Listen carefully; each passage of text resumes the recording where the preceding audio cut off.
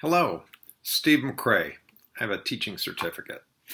But more than that, I read books and I try to apply what I've learned.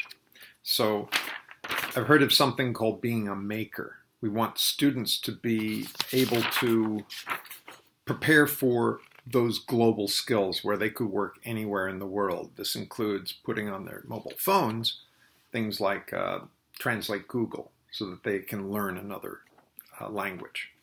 Digital portfolios is basically a website where students place information that they've learned. Two of the people who recommend this are George Couros. He calls himself the innovator principal. And then John Spencer, johnspencerauthor.com, has some excellent materials that I recommend. And I try to apply them in my classroom. Dan Pink, Seth Godin, Tom Peters, Malcolm Gladwell. Gladwell popularized the idea that you become an expert by doing something for 10,000 hours. Dan Pink points out that often it's not what we have a passion for, but how do we spend our time? If we spend our time doing something, we actually become good at it. That's sort of what he's saying there. And that may be the way to find and eventually develop a love for that. Seth Godin has an excellent piece called Bad PowerPoint. And I like showing that to students so that they get an idea of, okay, if that's a bad PowerPoint, I can make sure I don't put that in my materials. Tom Peters, he's quite inspirational, gives a lot of quotes that help drive that innovative nature.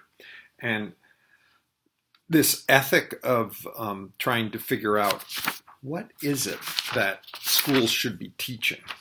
Part of it seems to be in this area of out of the 12 skills, initiative, entrepreneuring. That's something that Tony Wagner of Harvard came up with. He asks, what can you do with what you've learned?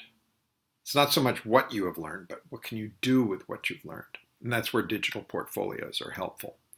I call it the Take Apart Lab. I like to have students take things apart, see how things work inside. I mean, it's fascinating. Have you seen where the little light turns on, how it works? That's what I like to do in my labs. I also like to carry books. Whichever course I'm teaching, I like to have something with English, even if I'm teaching math or science.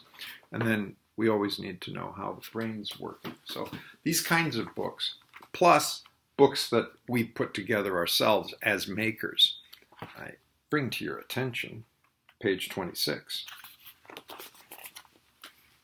Learning should be fun for the learner. And that's something that Abraham Fischler once said.